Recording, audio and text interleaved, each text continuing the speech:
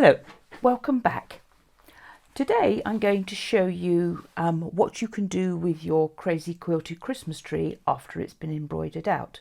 Now this is the small version here, and I'm going to tidy this up in readiness to embellish it, and then I will also do the same with the larger tree, and hopefully that will give you some ideas. But the first thing we need to do is to bend the fabric over like this and look at all the edges and see what is sticking up and trimming them off. Now, silk tends to fray, but I think that's an advantage because you tend to get the little bits of fabric sticking up, and they're quite sort of pliable. You've got to slowly work round, but when you bend it, oh, here's a bad one I can show you. We can see all that sticking up, and we just snip it away with our scissors. Now, when you're doing this, always have the fray check nearby, because that will hold any stitches that you think are suspect. And so it's really a matter of working all round the tree to tidy it up and get rid of these fluffy bits. I mean, some of them are quite pronounced. Then you need to turn your work over. Here is how I remove my outline alignment stitches. Get a nice seam ripper, and at intervals on the back here, just slide it underneath and cut the threads. Oops. Now, there you see I damaged the stabilizer. Now, if that had been the fabric, oh dear, what a terrible thing that would be. But because you're doing it on the back, you can't hurt the stabilizer, so this is what I recommend. Then you turn it over to the other side, and you just slip your stitch ripper underneath there, and providing the intervals are not too big, you can just pull them all away, and that is so simple. And you may have just a few threads to tidy up back and front. Now, when you've done this, you will notice that you've got marks, tiny little needle pricks from where those stitches have been, and if they are really significant, just get your nail and rub them over, gently pushing the fibres back into the right places. That often removes it sufficiently. And do remember, only you know that the outline alignment stitches were there. Nobody else would probably even notice them. Right, so that's all of them. I think that's just at the top here where it was at the beginning of the outline alignment stitches. There's a little knot there. I'm going to remove the top layer of stitch and tear. Now I used to keep a lot more, but I keep some of my samples. I'd trim perhaps that off if I knew I was going to do a small embroidery soon. But you can get a little bit carried away and have so much stitch and tear oddments and whatever in your sewing room that it causes more of a problem than it solves.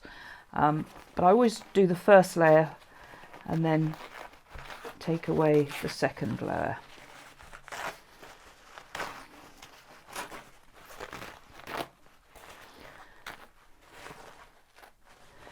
Now,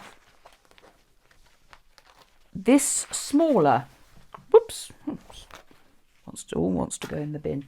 This smaller tree has not got any motif fill stitches within itself, but because of the close proximity of the all the decorations, there isn't. You could sit and fiddle and remove some of this stitch and tear, but I wouldn't worry too much about it.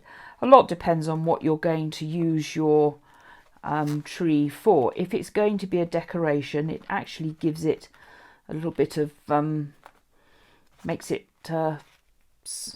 gives it a little bit of oh, what's the word?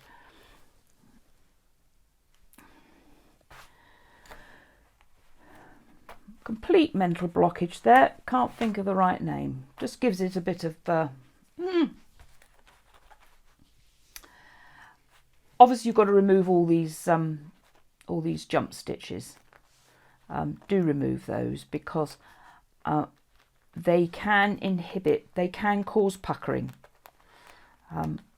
You tend to find that they're all in sort of the same places, and you can grab a bundle of them as they jump from one ornament to the other.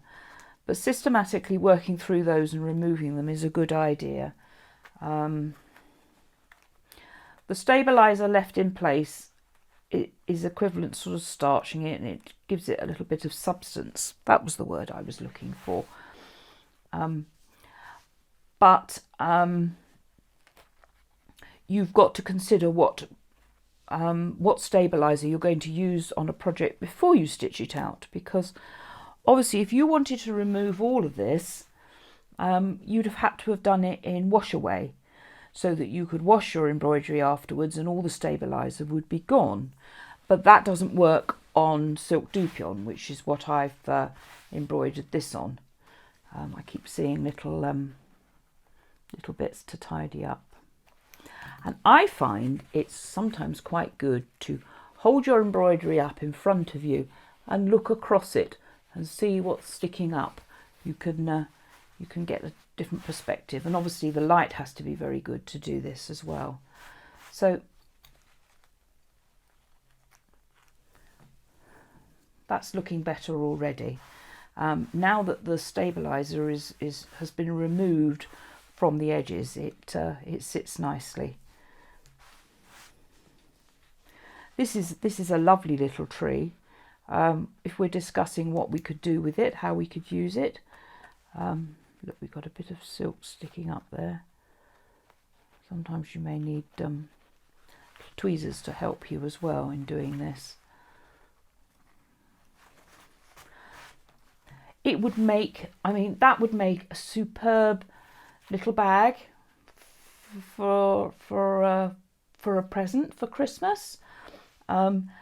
I've discovered that I discovered a couple of Christmases ago when I was making a bag that I did it on felt. Felt is great for using as a backing for products. For designs. It looks so lovely when it's finished. It never puckers. I don't think it would be possible to allow it to pucker. It's wonderful, and so you can use it. And of course the lovely thing, because felt doesn't fray, you can actually just trim around it. If this was on felt, you'd be able to trim right round the edges and not worry about anything fraying.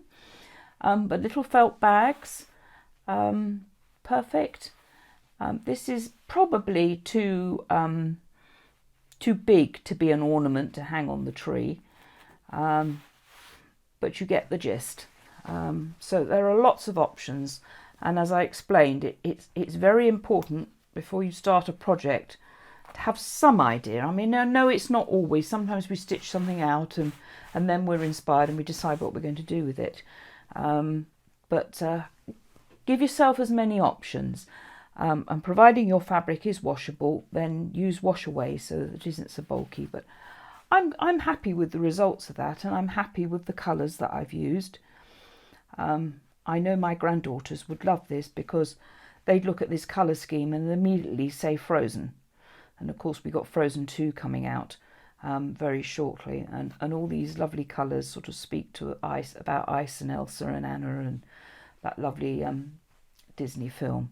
So I'm sure a little girl would love this on a felt bag to keep her goodies on. My granddaughters can never have enough of bags to keep their treasures in.